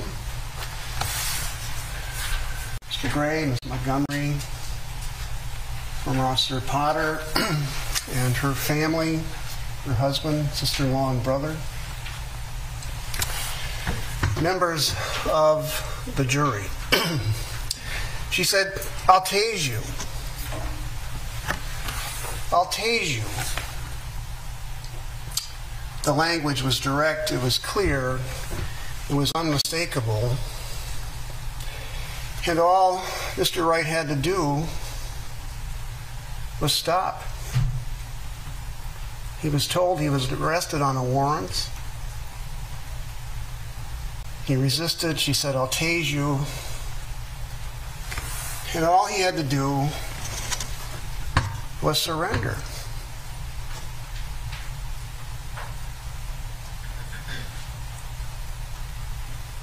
But that wasn't his plan. He continued on with her struggle. And 5 seconds later, she says, "Taser, taser, taser." And you're going to remember those 3 words for the rest of your life. And when she's saying those 3 words, ladies and gentlemen of the jury, you have to know from the facts what she is seeing. Okay? Because what she is seeing is that her partner, Sergeant Johnson, is in the car. He's a tall individual. He's going to testify probably tomorrow. But he's in the car restraining the gear shift so that Mr. Wright can't escape. And she knows that if he's not stopped, Mr. Wright's not stopped, he's about to drive away with a police officer dangling from his car. And she knows, and she'll tell you this, and when she says taser, taser, taser, if she does nothing,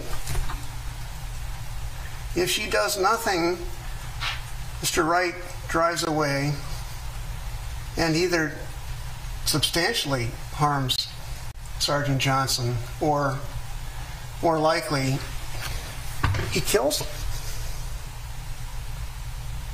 So when she says taser, taser, taser, there's one last pause. The facts will show you. Mr. Wright can stop. All he has to do is stop, and he'd be with us. But he goes. She can't let him leave because he's going to kill her partner. And so she does taser, taser, taser, and she pulls the trigger believing that it was a taser. For why else would she say it? And immediately, upon pulling the trigger a single time, which is the training for tasers, the training for gun is to pull twice, she realizes what has happened, much to her everlasting and unending regret. She made a mistake. This was an accident. She's a human being. But she had to do what she had to do to prevent a death to a fellow officer, too. Well, before I start on the facts, and there are quite a bit more details to this case than you just heard about over the last hour, I'd like to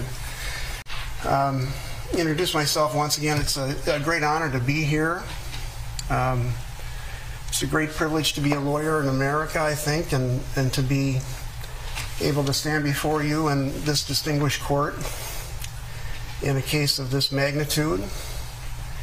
And we are all about to engage in the great experiment that is called the American democracy, the central feature of which is a jury trial, where, according to the Constitution, if a citizen is accused of crime, her peers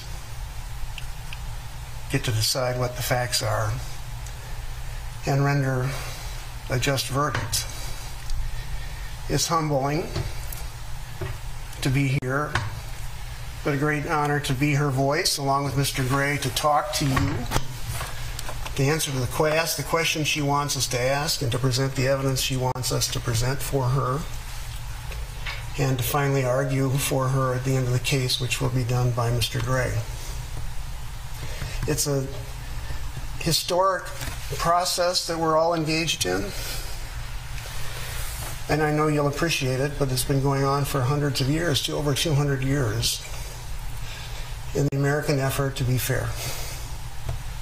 And there's something sacred about what we're trying to accomplish here. You're making an everlasting decision about a human being.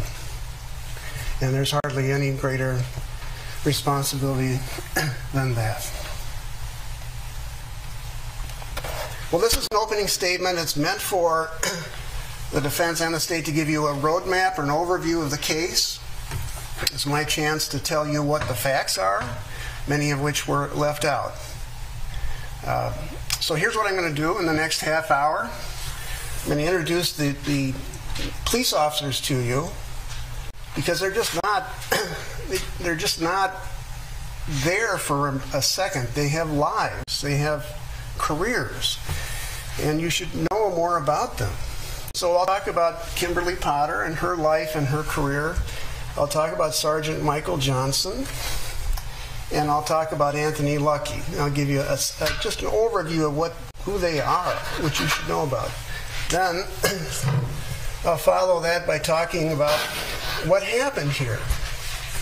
Why he was arrested. This case isn't about a license tab. It's about a bench warrant and a guy that had a harassment order and violent conduct on his part. So we'll go in second by second on what happened here and what she saw, because she'll tell you that next week. But I want you to be in mind and mindful of what she saw. And then after we talk about the incident, I'll tell you about the other witnesses we're going to call to buttress and support our defense, the experts and the lay witnesses alike, and then we'll be ready to go. So I want you to hang with me for a half hour here. That's where I'm going to go. So let's start with the three officers. Well, first, Kimberly Potter. She's 49 years old. born in 1972, 4 kids in her household. She had one of these experiences as a kid that is memorable. One day in her grade school class, a police officer named Michael McGee came to talk about bicycle safety. And it is amazing what influence an adult might have on a child at any particular time, but she enjoyed the talk, and it dawned on her that she might want to be a police officer. Just by the mere fact this officer came to her class. She pursued the interest in high school. She was in Explorers, which is kind of the teenager grouping that allows kids that age to experience police work to see if they might be interested. And by the time she had graduated from high school, Totino Grace, by the way, which is in the northern suburbs, Catholic high school, maybe you are familiar with it, she had decided to be a police officer. And what she wanted to do is get a BA and then pursue her career. So she enrolled at St. Mary's University in Winona and started down there in 1990 and got a degree in criminal justice and sociology, which are the standard majors for police officers. She graduated in 3.5 years. She was an industrious student, worked really hard. And then she started applying for work in the community. She got a job at the Anoka Regional Treatment Facility, but she wanted to get in with the police force. So she applied and was hired in 1995 to work for Brooklyn Center Police Department as a patrol officer. And she'll tell you one of the proudest days of her life was to have her dad pin the badge on her so that she could be a police officer. Around the same time, she married her husband, Jeff, who's the fellow with the dark suit. And they have 2 kids. One's in the Marine Corps now, and one plays the Division I hockey in the Dakotas. And they raise their family in the Champlin area. She started out her career as a patrol officer. She always wanted to be on the street. She took a special interest in domestic abuse victims, which will come into play in a minute. She became a part of the Brooklyn Center Domestic Abuse Task Force. She was really interested in women who were victimized by men and subject to the violence of men occasionally, and she shepherded the women through the court system, became their mentors, made sure they were treated fairly. She had a talent for negotiation. She was on the hostage negotiation team for Brooklyn Center. She was on the crisis team. She was an FTO, asked to be an FTO, which is an honor as well to train police officers. And then this day that we're going to talk about in a moment, she was the FTO field training officer. And one of her greatest achievements, she'll tell you, is that she is on the honor guard for police officers who die in the line of duty. She is the one among several who carry the caskets of police officers who are shot. And every officer will tell you that the most dangerous thing a police officer will do is respond to a traffic stop or an act of domestic violence. And everybody that makes a stop knows that something may go wrong. So that's her career. That's who she is. And over the course of 26 years, she never fired a gun. She never fired one shot. She never fired her taser. She never had to. She was good at de-escalating everything, and here that's what she's trying to do. I'll tase you, which is another way of saying, please stop, so I don't have to hurt you. Please stop. So that's who she is. She'll tell you that. Sergeant Johnson is on the scene. He's 41. He started the force in 2005. He became a member of the SWAT team, and you'll see that he is an imposing guy, 6'2", 6'3". He's on the SWAT team because of his physicality. SWAT teams, he'll explain to you, go into houses to arrest people, do search warrants and are engaged in the activities designed to arrest people who don't want to be arrested, and anything that's involving a dangerous course of action, the SWAT team is often called. He'll describe that to you. But the fact of the matter is, SWAT team members tend to be fearless because they take the most risks. And on this day, he was the guy who opened the passenger car door and stayed in the car. And he was the guy that she wanted to save. So that's Sergeant Johnson. He's a patrol sergeant. He's her supervisor. He evaluates her. And he's on duty that day. He gets the radio call and he arrives. Finally, we have Anthony Lucky, who is the young one of the bunch, but old in terms of experience. Mr. Lucky's in his 20s. Officer Lucky's in his 20s. He grew up in Brooklyn Park, which of course is next to Brooklyn Center. Graduated from high school there. He too will tell you that somewhere along the line when he was 7 or 8, he decided to be a police officer. After high school, he went to junior college for 2 years, Rasmussen. Got certified. You need a 2-year degree to be a police officer, 4-year or 2-year. And got his boards and started to become a police officer. His first job was up in Mille Lacs for the Mille Lacs band up in Mille Lacs Lake. The geography was a little tough. That's not quite where he wanted to be. He had a job in Gaylord, Minnesota, small town north, south, and west of here. And then he applied to where he always wanted to be, which was Brooklyn Center. And Brooklyn Center was right next to where he lived. He knows the streets, he'll tell you. He knows the people. He knows the culture.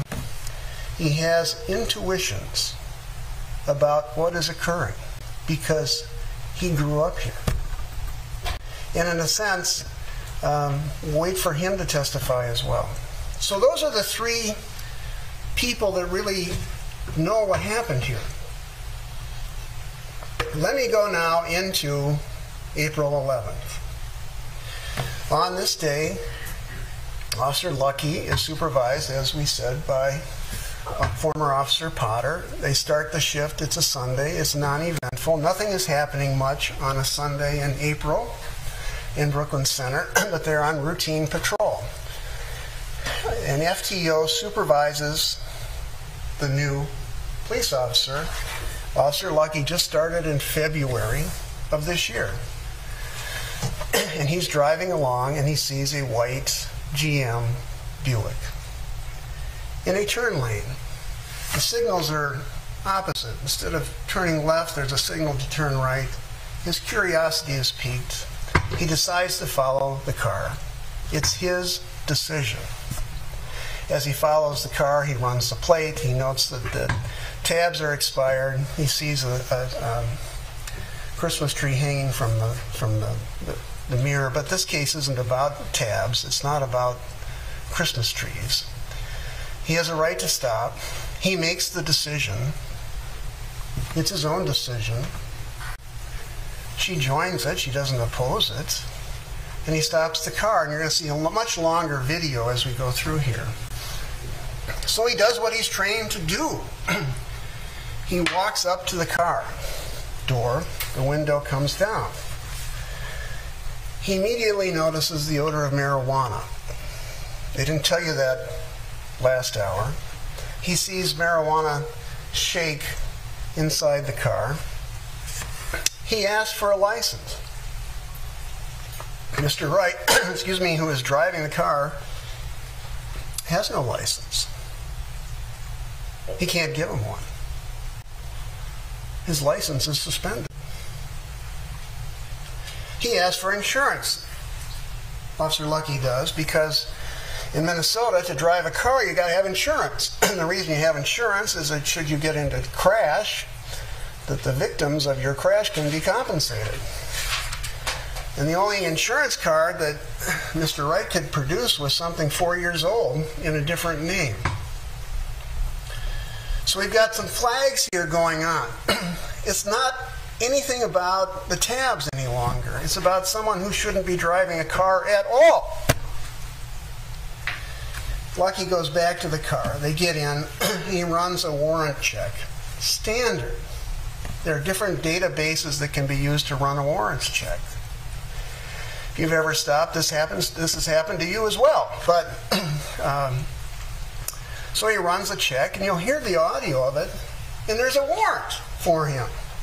So this changes the equation. The warrant is for a gun charge. A gun charge. It's a gross misdemeanor, and this causes Lucky, who lives in the area, to be alarmed, because he knows from his own personal experience from this area that a substantial percentage of people driving in Brooklyn Center have guns in their car. He'll estimate it's up to 40%. That may be high, but that's for his own anecdotal experience. But there's a substantial chance, he'll tell you, that there's now a gun in the car because the guy's got a gun warrant. And he'll tell you he thought there was a substantial chance Wright had a gun either on his person or in the left container of the car in the doorway or in the console, which is where you hide the guns. Okay? He's alerted. So they run more checks, though. And what they didn't tell you an hour ago is there was a harassment order against Mr. Wright. A female had secured an order for protection against him because he had been violent against her. So we have guns. We have someone who's accused Mr. Wright of being violent, and the court had ordered him to stay away from her. We have marijuana in the car. He can't drive the car away. He can't be allowed to leave. So Lucky goes back to the car and says, they have a conversation here. And the conclusion he drew was that he had to be arrested on the warrant. A court of law directed him to arrest him. It has nothing to do with a license tab. It has to do with a court order from this district. So the plan is to go to the door and arrest him. But they also have to know who the female is in the car, because Lucky knows, Officer Potter knows that with restraining orders and harassment orders, sometimes the girlfriend or the friend who gets the order reconciles with the defendant. And they have to find out who she is to see if she is in danger.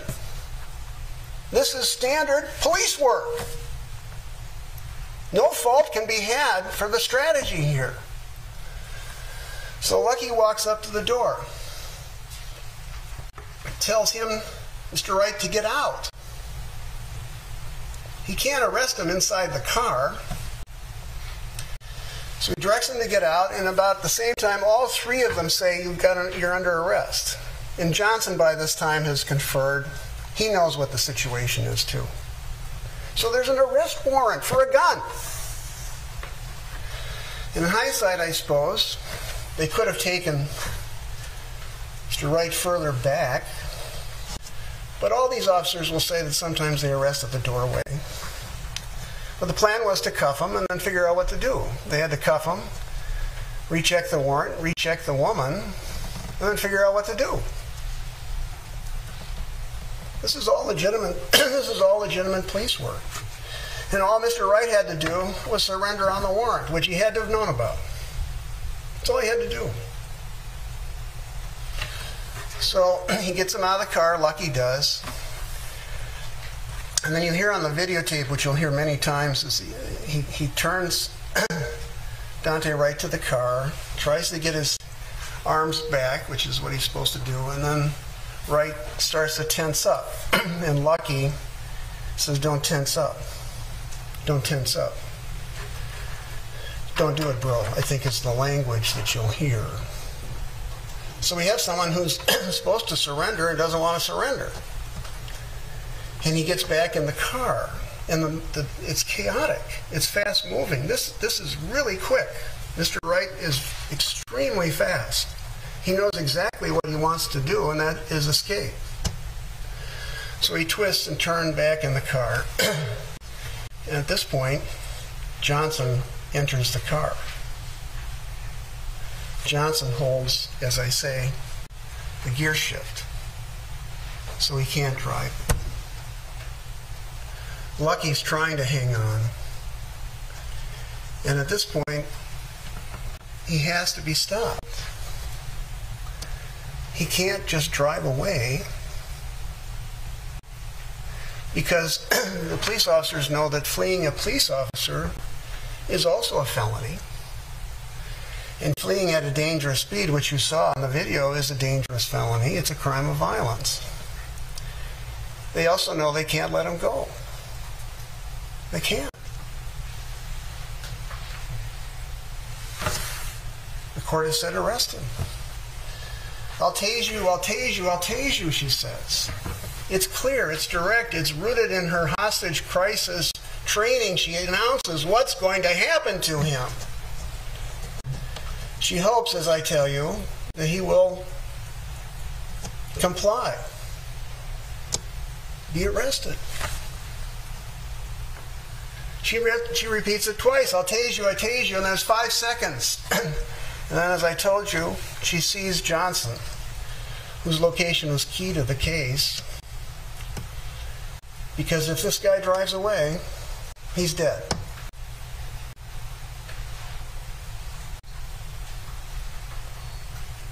He's dead.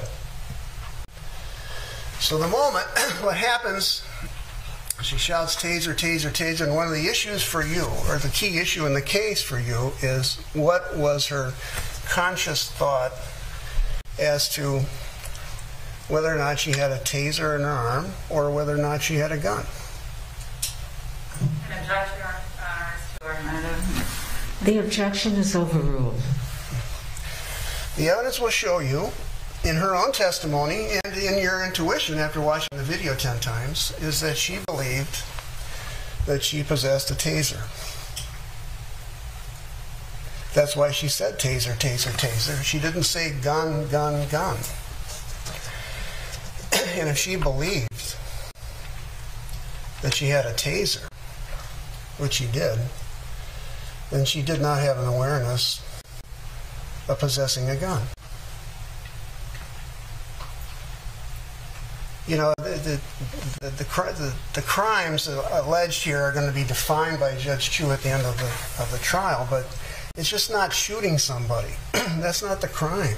It's being consciously aware of some kind of fact. Objection, Your Honor. I'm wrong. All right, Counselor, please stick to the facts. Okay. Well, as you look at the case, you decide whether, when she said taser, taser, taser, she meant something else. You decide. And that's why we're here, essentially. We have that dispute. So that takes care of what happened. You know who's the testimony is going to be. Now I want to tell you who our other witnesses are going to be before you, and then we'll get going on the case. We're going to call several witnesses. The first one will be Timothy Gannon. He's the police chief, former police chief of Brooklyn Center. He was starting at Brooklyn Center in 1994, about the same time former Officer Potter did. His rise through the department was a different course. He was on the SWAT team. He became a sergeant quite quickly, and then he became a commander. There are 3 commanders and then the police chief, and then eventually he became the police chief of Brooklyn Center, and he's going to testify first. He's a veteran of the Iraq wars. He's got a BA. He's a wealth of experience. He's been in over 100 critical instances in his life where shots were fired. He's been in danger himself. And he'll testify about the training that Brooklyn Center police officers take, and he'll testify that he's seen the videotape himself. Different views of the tape now as it become more produced in the discovery, and he'll say that given the position of Johnson's body in the car, it was consistent with Officer Potter's training to not only shoot a taser, she certainly could do that, consistent with what she was trained to do, but she could have also shot him. which was not intentional, but she could have shot him, given the fact that Johnson almost died. But that will be his testimony. He'll also tell you a little bit about being in these traumatic, critical incidents, is what they're called in police training and the police world. And he'll tell you that he's been in, as I say, 100, but he'll also tell you that there's certain inability to recall events that happen so quickly and they're so violent. And part of Officer Potter's testimony will be a lack of recall as to some details in this. She's got most of them, but some details are gone. And that does happen during critical instances involving trauma. So he'll tell you a little bit more about that. We're going to call next a fellow from Missouri named Steve Iams, I-J-A-M-S. He's a 29-year veteran of police work, and he's going to testify as to the reasonable use of a taser. There is a question here. They're going to present their own expert named Stoughton, and we will present an expert to you in the form of Iams, Steve Iams, that the use of the taser was certainly legitimate. It was appropriate. There was enough distance. The central claim, factual dispute that you're going to have to decide is whether the car was moving or whether, in other words, Dante Wright was in control of the car. And the testimony will be that the car was not moving, that he wasn't in control of the car, and that was the purpose of Johnson being there. And you'll have testimony when someone says taser, taser, taser, that's consistent with the training, then everyone jumps back so as not to be shocked by the taser itself. So when Officer Potter shouted taser, taser, taser, that's when Johnson and Lucky moved back. And the fact that she shouted taser, taser, taser saved Johnson's life. So that's Steve Iams. He'll come in. We've got another officer named Colleen Fricke who was with Kimberly Potter that night, and she'll show you a videotape to give you a sense of the profound remorse and the emotional impact this has had on her. And she'll show you a video of Kimberly Potter huddled in the corner of Brooklyn Center Police Station. Her grief and regret was inconsolable. But grief and regret is not a crime either, or reflective of one. We're going to call character witnesses for her, people who've known her, police officers, friends from the family, all ages, to say that she has a good reputation for being peaceful and law-abiding, so that you know that this is something that is way out of the ordinary for her. And finally, we're going to answer the question that some of you had of, well, if you're a police officer for 29 years, why, and trained so well, why should something like this happen? And so we will be calling a fellow named Lawrence Miller from Boca Raton, Florida. He's a PhD in psychology with an expertise in traumatic incidences and police work, violence. And he's going to talk to you about how it is that we do one thing while meaning to do another. And it's called in the literature an action error. And he'll come in Friday morning, a week from this Friday. And he'll talk about the routine kind of action errors that we all experience. Give you some examples of what an action error is. But I want to get that word in your mind as you go through the case, action error. And for example, as the year turns, and for those who still write checks, you write the date of the check in January and you put the wrong year because you're used to doing 2001 all through the year, and it should be 2022. Well, that's an error. You're making an error you don't even think about. Or in computers, you change the password, but absentmindedly go back to your old password. Or if you've recently moved to a different location, you sometimes can drive back to your old location not realizing that that's what you've done. These are called action errors, and they are ordinarily dismissible, but they become quite important when what happens is catastrophic. And when someone makes a mistake and wants to do one thing but does something else with consequences of the kind that we see here. You know, action errors in the field of great catastrophe include airline mistakes that are historically made, why a high-time pilot would suddenly miss a landing after 30 years, why a surgeon perhaps after 1,000 surgeries might make a mistake, which can happen, or a diagnosis may be missed in the time of stress. Action errors in police work, Dr. Miller will tell you, occur in times of chaos, acute stress, when the decisions have to be made in an instant, when there is no time for reflection, and where the individual involved is in turn chaotic and perhaps intoxicated. Stoned is another word for it. It's up to you, of course, whether action error occurred in this case, and he's not going to give you an opinion one way or another, but he'll explain what happens to the brain and what happens in these high catastrophic instances is that the habits that are ingrained, the training that's ingrained, takes over in these chaotic situations, and the historic training is applied and the newer training is discounted. And the evidence in this case is that the tasers were only available in the last 10 years, and this is a brand new taser, whereas by comparison, Ms. Potter has had 26 years of gun training. And an error can happen. We are in a human business. Police officers are human beings. And that's what occurred. At the conclusion of the case, I will rest and we'll get a chance to argue for what the facts show. And that will be an argument for your verdict of not guilty.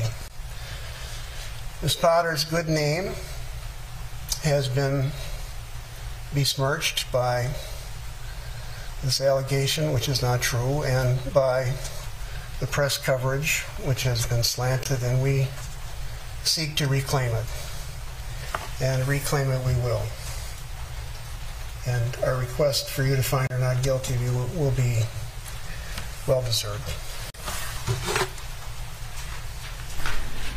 All right, members of the jury, we're going to break for lunch, and we'll start up again at 1:30. Okay? So have a good lunch.